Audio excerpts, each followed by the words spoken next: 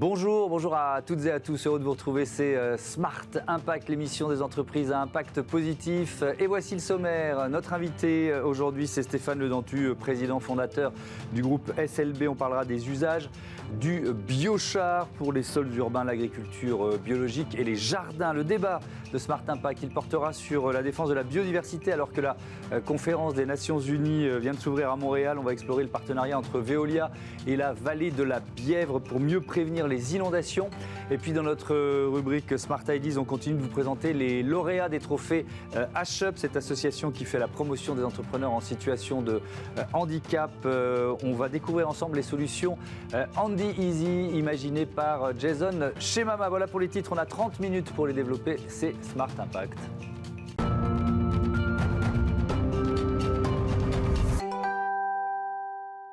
Bonjour Stéphane Le Dentu, bienvenue. Vous êtes heureux de vous retrouver. Vous étiez déjà venu dans l'émission il y a la saison dernière, il y a un peu plus d'1 an. Vous êtes donc le président du groupe SLB. Vous l'avez fondé il y a une trentaine d'années, groupe forestier, qui est notamment spécialisé dans la production de biochar. Je crois qu'il faut quand même rappeler de quoi on parle. C'est quoi le biochar ? Bonjour d'abord. Et puis le biochar, oui. C'est un substitut qui est en mesure de pouvoir restructurer les sols. Donc, vous avez le charbon. Souvent, il y a une confusion entre le charbon et le biochar.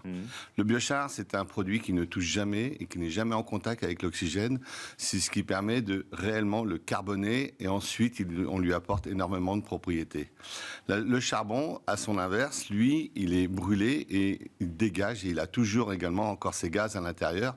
Donc, voilà la différence, tout simplement. Et comment il est créé, comment il est produit le biochar? À partir de bois, évidemment? Alors nous, à partir de bois, parce qu'on peut faire du biochar avec plusieurs choses. On peut faire aussi bien avec des déchets. Mais la problématique, c'est de trouver une bonne surface spécifique pour pouvoir retenir l'eau. Parce que le premier rôle du biochar, en tout cas de la façon dont nous le produisons, c'est la rétention en eau. C'est 50% d'utilisation en eau pour la plante, parce que aujourd'hui nos sols sont complètement tassés. Donc, comme notre produit est carboné, issu de biomasse forestière seulement avec le duramène, ce qui nous permet de réoxygéner le sol à travers ses cavités. Parce que comme il est carboné, il ne se dissout pas dans le sol, à l'inverse du charbon. Ouais.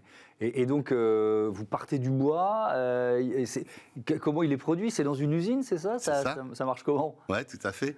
Donc là, on prend du bois issu de nos forêts qui sont gérées durablement. Ouais. On va extraire ce qu'on appelle plutôt les dominés que les dominants, c'est-à-dire les bois qui sont en sous-étage, sans jamais décapitaliser l'actif forestier, ça c'est très important. Et ensuite, ce produit, une fois qu'on l'a extrait de la forêt, on le transforme en pellet. Ce pellet, ensuite, arrive comme intrant dans la machine, donc une tonne de pellet, par exemple. On va ressortir 250 kilos de matière, le biochar, sans émission de CO2, puisque quand on va chauffer le produit, celui-ci va faire tourner notre machine en autonomie parfaite. Ouais. Donc c'est sous forme de petits granulés, c'est ça? C'est ça, exactement, oui. Et donc, alors vous avez commencé à expliquer les fonctions et les avantages du biochar. Donc là, il y a la rétention d'eau. Donc on voit bien tous les usages agricoles qu'on peut en faire, ou même dans des potagers, des jardineries, par exemple. Même au-delà, les collectivités, les mairies, tout le monde est concerné aujourd'hui de moment qu'il y a un petit lopin de terre, quoi. Nous, on a commencé à le faire dans nos plantations au Brésil, parce que si vous vous souvenez, on fait de l'afforestation au Brésil. On va en parler, on en dira un mot. Donc, je voulais absolument réduire l'utilisation des fertilisants, parce que ceux-ci sont un peu plus toxiques pour le sol. Donc, le seul moyen qu'on avait réfléchi pour détoxifier un peu nos sols, on a trouvé, c'est le biochar. Mais pas n'importe quel biochar, parce qu'il faut qu'il soit carboné à minimum 90% de sa structure. Et vu de ça, nous, on a été contactés, évidemment, j'ai des docteurs en sciences qui nous accompagnent dans notre développement, aussi bien que ce soit pour l'eau, pour la préservation de l'eau, aussi bien pour le produit par lui-même. Et là, ils m'ont dit, écoute Stéphane, essaye de développer ton produit vers la viticulture, vers la sylviculture évidemment. Les maraîchers, c'est pas très utile parce que les terres en général sont exceptionnelles. Mais par exemple, on a fait des tests à Timimoum en Algérie. Donc là, évidemment, le sol, il est très acide. Donc là, ça permet, comme le pH du biochar est un peu élevé, ça permet de restructurer les sols. Donc pour des sols qui notamment, vous dites tassés, mais souvent on sait que nos sols ont été appauvris par des années d'agriculture intensive, ça c'est une solution? C'est une vraie solution. Ouais. Aujourd'hui, tous les tests nous le confirment, on a la possibilité d'aérer de nouveau nos sols, si évidemment il y a plusieurs combinaisons. La première combinaison, il faut arrêter, je vais faire bondir beaucoup de gens, mais les engins sont beaucoup trop lourds aujourd'hui pour nos terres. Elles ne le supportent pas.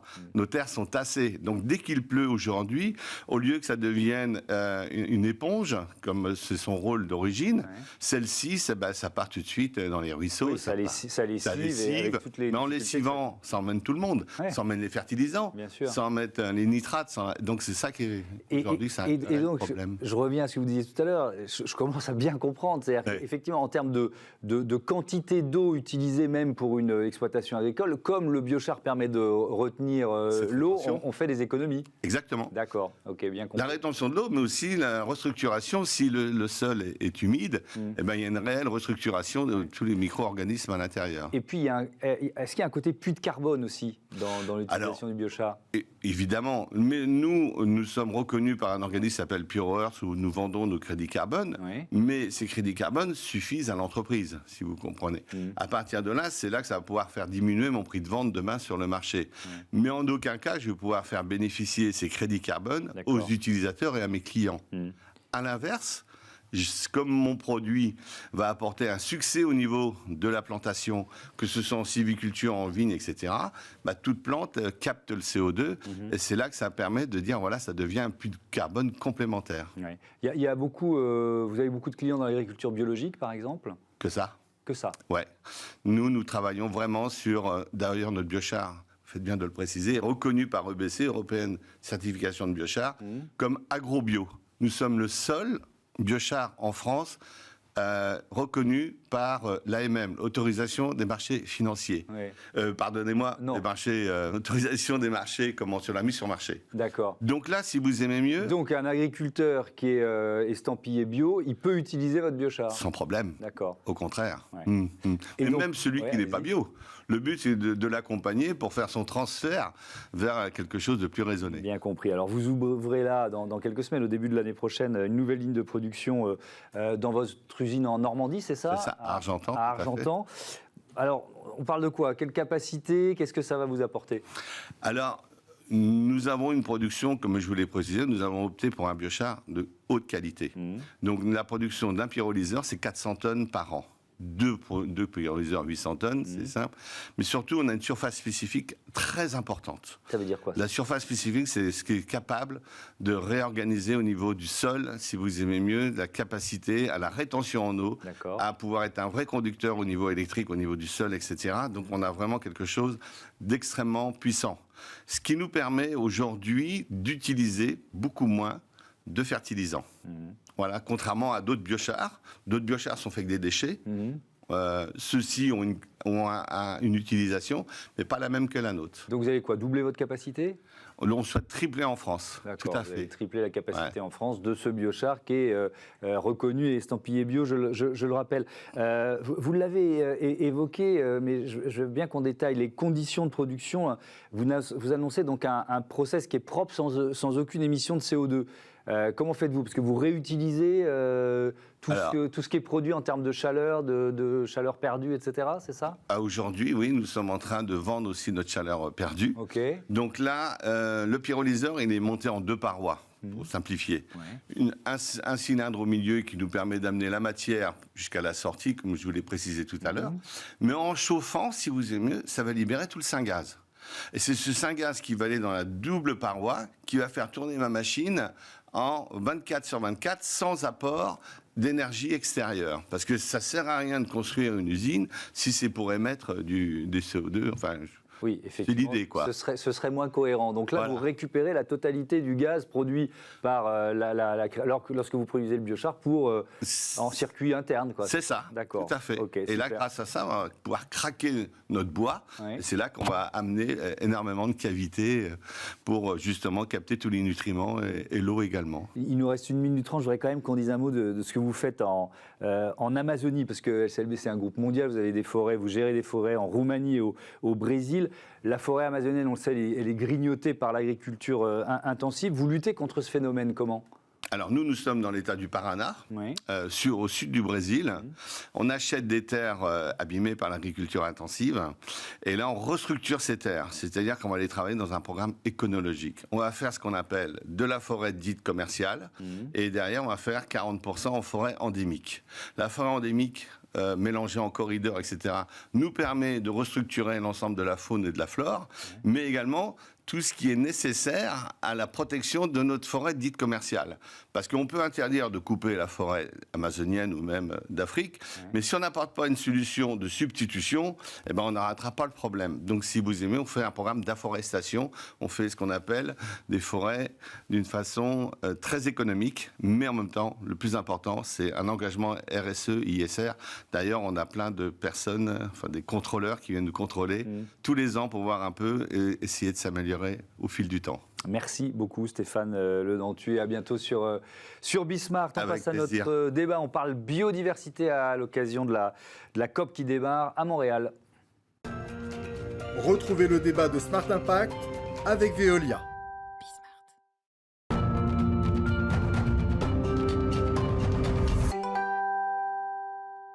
Elle est moins médiatisée, pourtant ses enjeux sont majeurs. La COP 15, la conférence des Nations Unies sur la biodiversité, vient de démarrer à Montréal. On va l'évoquer avec mes invités. Bernard Villinger, bonjour, bienvenue. Vous êtes ingénieur expert, chef de projet Veolia Eau. À vos côtés, Hervé Cardinal, bonjour. Bienvenue à vous aussi, directeur des services techniques du syndicat intercommunal pour l'assainissement de la vallée de la Bièvre. On va évidemment parler ensemble de votre partenariat, de la lutte contre les inondations, de l'anticipation. Mais je voudrais quand même vous entendre avec Cardinal sur cette COP. Déjà, la COP 15, je suis sûr qu'il y a beaucoup de gens qui nous regardent qui ne savaient même pas que ça existait. Ils disent, ah mais tiens, mais c'est quoi ? C'est un lien avec la COP 21. Enfin bon, on s'y perd un peu. Pourquoi c'est aussi important que celle sur le climat, cette conférence biodiversité ? La 15, c'est, vous l'avez dit, biodiversité. Et la biodiversité, comme le climat, ça décline. Si le climat décline, la biodiversité et les habitats déclinent aussi. Donc il va falloir faire une action conjointe sur les deux items pour vraiment regagner en espèces et puis en habitat et pour améliorer. C'est un cercle vertueux de pouvoir avoir cette COP et améliorer les conditions écologiques de tout un système. Oui, et on attend comme à chaque fois des engagements, notamment des États. Si on zoome sur la vallée de la Bièvre, vos enjeux de biodiversité, c'est quoi ?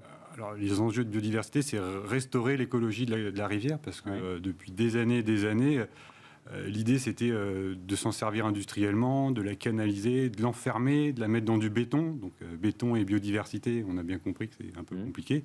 Donc là, on est plus à la rouvrir, à la remettre à l'air libre, à recréer des habitats. Donc, on applique cette COP 15 sans le vouloir, ou en le sachant plutôt, sur la vallée de la Bièvre.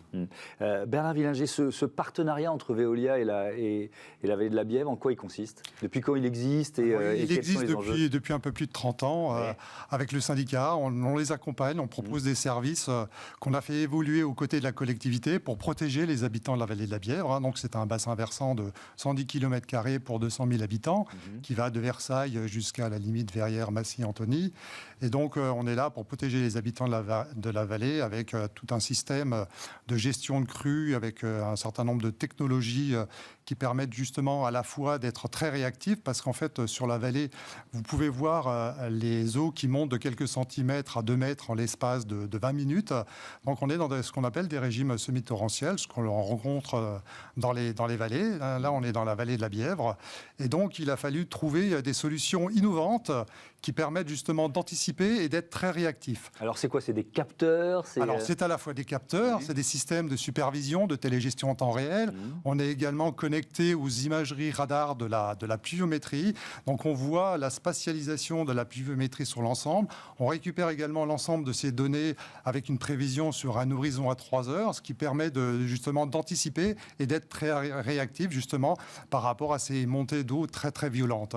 Et là on est vraiment face à cette problématique du changement climatique. On essaie d'y répondre au plus près. Et malheureusement, on le voit dans l'actualité, hein, récemment à Ischia. Et puis encore. Ischia, c'est une île au sud de l'Italie, c'est ça? C'est au niveau de l'Italie. Là, il y a eu un drame aussi récemment à cet endroit-là. Et puis encore dans l'actualité, en Sicile, le week-end dernier, il y a eu également des inondations catastrophiques. Donc au niveau de la France... C'est quoi? Ça veut dire, pardon de vous interrompre, ça veut dire que là, on est face, si on reprend Ischia, on est face à un phénomène de pluie plus importante. Alors je sais qu'il y a aussi un problème d'urbanisation un peu anarchique là-bas, donc ça a forcément aggravé les choses. Mais c'est ça la question que vous vous posez, c'est comment anticiper sur ces bouleversements climatiques, des pluies peut-être plus puissantes, plus importantes, c'est ça? Alors c'est à la fois sur l'anticipation, mais c'est également un travail de longue haleine et de gouvernance. Et donc là, justement, on est associé pour proposer des services aux côtés de la collectivité, qui a également un modèle de gestion de gouvernance exemplaire, qui permet justement de combiner à la fois des systèmes très innovants et de mettre en place tous les systèmes de biodiversité qui permet justement de faire face dans la durée, face à ces problématiques d'arrivée des eaux. Et là, on le voit effectivement, hein, avec ce changement climatique, on peut avoir des périodes de sécheresse et après on voit la pluie qui arrive de manière très violente en très très peu de temps. Et là on voit bien qu'il y a un changement. Et là je pense que Hervé pourra répondre aussi sur ces problématiques de gouvernance du syndicat, sur toute la politique qu'il a mis en œuvre, sur laquelle on les accompagne depuis de nombreuses années pour pouvoir être très efficaces dans leur gestion à la fois de l'environnement et du paysage. Vous m'offrez la transition. Expliquez-nous qu'est-ce qui est mis en place justement. L'idée là c'est communément un peu appelé ces temps-ci solutions fondées sur la nature, solutions qui permettent en fait d'augmenter les capacités, de faire de l'expansion de crues naturelles et de venir jouer avec le milieu naturel. Donc Veolia, lui, travaille à optimiser les flux. Et pour optimiser les flux, il va bien falloir qu'il y ait de quoi les recevoir. Et historiquement, on va mettre ça dans des caisses en béton, on va mettre ça dans un canal, dans un chenal. Et là, on va enlever tout ça et on va redonner place à l'écrin de verdure, à l'écrin de nature, redonner de l'habitat, redonner place à la rivière. Non seulement c'est un plaisir pour les gens de se promener dans ces secteurs de petits écrins de verdure à 15 km de Paris, mais en plus, avec nos opérations, on va augmenter les volumes, on va gagner du volume. Et dès qu'on gagne du volume, l'optimisation du flux va être améliorée. Alors j'essaye de bien comprendre. Donc vous faites en sorte de pouvoir... que la nature prenne en charge les pluies plus importantes liées au changement climatique. Le projet consiste en ça? Qu'on redonne place à la nature dans ces milieux très urbains. Alors non seulement ça redonne des îlots de fraîcheur, et là on remet une casquette ça c'est majeur, climat, et on redonne des habitats supplémentaires aux espèces, donc des zones de vitesse, des zones de profondeur, casquette COP21, biodiversité.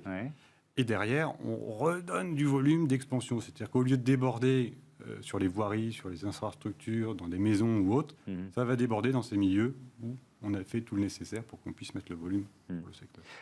C'est un enjeu qui est double, vous nous l'avez dit. Il y a la protection des citoyens, évidemment, une vallée très, très, très peuplée. Et puis, il y a la biodiversité. Vos outils, ils servent aux deux, en quelque sorte. C'est une question de Béotien, mais... Elles servent aux deux, elles se combinent, en fait. Il y a une efficacité de l'un par rapport à l'autre. Et en termes d'efficacité, quelques chiffres, tout simplement. On a tous encore en mémoire les inondations de mai-juin 2016, qui ont été des crues qui étaient classées aux environs de 100 ans, je crois. Sur l'Île-de-France, c'était 2 milliards d'euros de dommages. Cité par les assurances. Sur la vallée de la Bièvre, c'était 0 € de dommages. Donc il y a quand même la preuve que tout un système et tout un accompagnement à la fois des populations et tout ce qui a été mis en œuvre depuis de nombreuses années par la collectivité et nous qui les accompagnons avec des services adaptés justement pour optimiser la gestion des flux, a montré son efficacité sur ce type d'événement. Et en plus, là, on a vu aussi le changement climatique. J'explique souvent, tout le monde pense que fin mai, ce sont des orages très violents, etc. Ben là, on voit bien le changement climatique. Dans ce changement climatique, c'était en fait des pluies hivernales. On avait pendant 48 heures des pluies continues qui venaient du nord, pas très violentes, mais très continues. Et là, on voit bien la problématique du changement climatique. Les images radars l'ont confirmé. Ouais. Et donc, ça veut dire que ce que vous avez mis en place depuis 30 ans... permet d'anticiper sur, finalement, d'être plus efficace face aux effets des bouleversements climatiques aujourd'hui, c'est ça ? Exactement. Il y a 30 ans, on a commencé à mettre en place un système avec les capteurs. On a commencé à mettre en place tout un système d'optimisation, de gestion des flux. Il a fallu avoir de la connaissance et on a accompagné la collectivité depuis une trentaine d'années. Les technologies ont évolué et on a essayé d'optimiser toutes les technologies telles qu'elles évoluent avec l'apport des images radars, la télégestion, les systèmes informatiques numériques, la modélisation mathématique.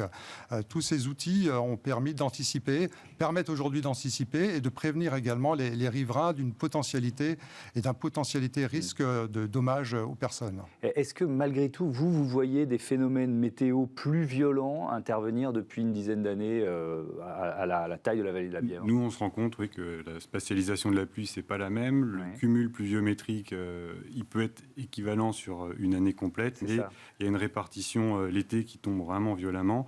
Là, surtout cet été, on a eu une période pendant 3-4 mois où il ne se passait rien. On avait à peine 15 mm par mois, alors que la moyenne, c'est une cinquantaine. Et puis d'un coup, là, on va se faire rattraper peut-être en décembre où on va avoir 150 mm cumulés, alors que normalement, on n'en a pas tant que ça. Donc on voit bien qu'il y a un déplacement sur l'année du cumul et des intensités qui nous arrivent. Quand il y a une inondation, alors là, je parle vraiment de singe. La nature, elle a l'habitude, ou est-ce que la biodiversité forcément en souffre et est-ce que la faune et la flore va mettre beaucoup de temps avant de retrouver finalement un fonctionnement habituel? Alors que si c'est de l'expansion, une crue naturelle, classique, la nature sait faire la part des choses et arrive à se restaurer. Quand on a des impacts vraiment très forts où on est obligé de forcer et que le système d'optimisation vient vraiment prendre la main, on a des débordements assez importants et il va y avoir forcément des impacts sur les animaux, notamment les périodes de nidification. En 2016, il y a beaucoup d'endroits où les nids présents ont été noyés. Ça, la nature va refaire une nidification plus tard, mais il y a eu un impact à l'instant T quand même avéré. Bernard Rininger, est-ce que les outils que vous avez mis en place, vous l'avez dit depuis plusieurs décennies, ils sont suffisants, ou est-ce que ces phénomènes météo liés au changement climatique, c'est-à-dire peut-être plus violents, parfois plus nombreux, vous obligent à en inventer de nouveaux? Alors effectivement, on essaie toujours de s'adapter aux situations telles qu'elles évoluent. On met en place un certain nombre d'outils qui tiennent compte des évolutions technologiques, puisqu'effectivement, il y a 30 ans et aujourd'hui, on n'a pas du tout les mêmes environnements. On essaye aussi d'apporter le meilleur service aux besoins de la collectivité qui répond à l'échelle du bassin versant. Là, l'idée, ce n'est pas de protéger tout un département. L'idée, c'est de protéger une vallée, les habitants de la vallée, et donc de mettre en place des outils adaptés. Et donc, effectivement, on essaye d'évoluer. Alors, le système qui a été mis en place est un système évolutif, c'est-à-dire qu'il n'est pas figé, ce n'est pas un système clé en main, on l'adapte au fil du temps, au fil des évolutions technologiques et on l'apporte par des couches supplémentaires qu'on appelle des briques. Donc à chaque fois, on implémente des briques supplémentaires. Par exemple, depuis peu, on a mis en place le système d'alerte aux riverains, etc. Quelque chose qui n'existait pas avant, alors qu'on avait déjà des capteurs. Les capteurs évoluent aussi, donc on essaie de faire évoluer aux côtés de la collectivité pour avoir toujours un système avant-gardiste. Je voudrais, il nous reste une minute, il faut aller vite, mais dire un mot de en quoi ce partenariat vous sert à 10 000 km de là, au Cambodge, dans la vallée d'Angkor, parce que je sais que vous y travaillez aussi. Absolument, aux côtés de la Fondation et surtout avec le SIAVB, avec l'autorité locale qui s'appelle l'APSARA, qui est l'autorité nationale de la protection des sites de la région d'Angkor. On essaie de transposer philosophiquement tout ce qui a été mis en place sur la vallée de la Bièvre pour protéger à la fois les habitants de Siem Reap, de la région d'Angkor, et aussi de protéger le patrimoine mondial culturel d'Angkor. En 2 minutes, avant de laisser la main à Hervé, puisque le syndicat est à l'origine. On ne va pas avoir le temps. C'est quoi? C'est les moussons qu'il faut gérer, c'est ça? C'est à la fois les moussons qu'il faut gérer, la protection des sites d'Angkor, la grandeur des sites d'Angkor, un des premiers sites au patrimoine mondial de l'humanité. Et cette grandeur d'Angkor en fait aussi un lien privilégié avec le syndicat qui gère aussi les eaux des étangs de Saclay, qui était une des ressources en eau de Versailles. Et c'est aussi de comparer culturellement la grandeur de Versailles avec la grandeur d'Angkor. Du volume, de la biodiversité, de l'optimisation des flux, ça se transpose. Et ben voilà, merci beaucoup. On aura presque tout dit. Merci d'être venu partager ce partenariat qui nous a fait aussi voyager. On passe tout de suite à notre rubrique Smart Ideas.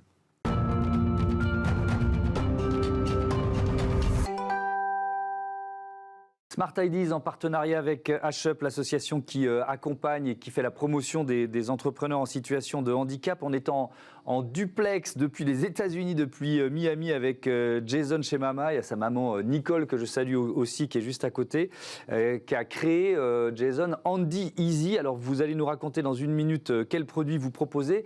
Mais d'abord, il faut nous expliquer comment on communique, comment vous communiquez. Je vous ai envoyé mes questions avant cette interview. Comment vous me répondez ? En effet, j'ai préparé mon pitch un peu avant car je n'arrive pas à parler à cause de mon infirmité motrice cérébrale contractée depuis ma naissance. Je vais donc échanger avec vous grâce à une synthèse vocale comme le faisait le célèbre Stephen Hawking. Mon infirmité motrice cérébrale, appelée aussi IMC, m'empêche de réaliser un tas de choses mais elle ne m'empêche pas de me lever tôt pour cette interview. En effet, je suis actuellement avec vous avec quelques heures de décalage car je suis actuellement en voyage à Miami pour aider une association d'handicapés. C'est donc un plaisir d'être avec Bismart ce matin. Comme vous l'avez dit, je m'appelle Jason Chemama. J'ai 22 ans et depuis 2018, je suis le fondateur de la start-up Handy Easy spécialisée dans la commercialisation de solutions adaptées pour les personnes handicapées en situation de grande dépendance. Alors, vous nous l'avez dit. Alors, effectivement, merci de vous lever aussitôt déjà. Ce handicap, bon, ça vous a empêché de suivre une formation, d'obtenir un diplôme, mais ça n'a pas entamé cette volonté de créer votre entreprise. C'est quoi Handy Easy ? Plusieurs choses. Étant actuellement déscolarisé pour faute de place dans un établissement spécialisé, j'ai en effet décidé de prendre mon avenir en main en créant ma société. Je ne pourrai jamais avoir un diplôme CAP, ou même le bac. Je suis autodidacte et suis passionné par les nouvelles technologies depuis mon enfance. Mon envie en créant Handy Easy était tout d'abord d'avoir un métier. Et oui, cette erreur médicale aurait pu me condamner à devoir rester à vie dans un centre de soins et sans avenir professionnel. J'ai donc dû préparer mon évasion. C'est en puisant dans ma seule volonté et mes ressources intérieures que j'ai en 2018 créé Handy Easy. Les cadres de santé me disaient que jamais au vu de mon handicap je ne pourrais entreprendre et pourtant ensuite il y a eu cette volonté de proposer des solutions moins chères que mon concurrent à des personnes qui comme moi sont en situation de très grande dépendance et ne bénéficiant pas d'un budget conséquent. En effet, trop souvent les solutions du médico-social sont chères et la qualité n'est pas toujours au rendez-vous. Avec les solutions Handy Easy, l'idée était de proposer des produits abordables et de bonne qualité. Nous commercialisons des bras adaptés permettant aux individus les moins autonomes d'utiliser leur téléphone et leur tablette. Sur notre boutique en ligne, l'on retrouve aussi la gourde adaptée qui facilite les personnes qui ont du mal à boire seules. Nos clients sont toutes les personnes manquant d'autonomie, handicapés moteurs, personnes âgées et établissements de santé partout en France. Jason, vous avez déjà reçu plusieurs prix, notamment le prix Positive Planète en janvier dernier. Félicitations. Et puis vous êtes lauréat des trophées HUP. Ça représente quoi pour vous, ce prix, ces prix ?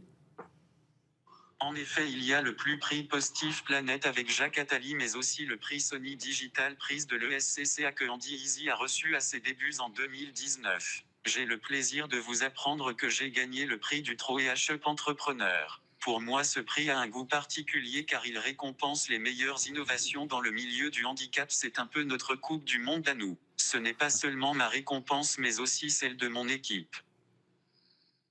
Merci beaucoup, merci Jason chez Mama. Bon vent à Handy Easy. On va vous supporter comme on supporte les Bleus pendant la Coupe du Monde. Effectivement, c'est votre Coupe du Monde à vous. On est vraiment ravis que vous ayez remporté ces trophées. Et on souhaite bon vent évidemment à votre entreprise et aux produits Handy Easy. Merci évidemment aussi à votre maman Nicole qui était juste derrière et qu'on n'a pas vu à l'image mais qu'on salue. Voilà, c'est la fin de cette émission. Je vous dis à demain sur Bismart. Merci à toutes et à tous de votre fidélité à la chaîne des audacieuses et des audacieux. On en avait un d'audacieux à l'instant sur notre antenne.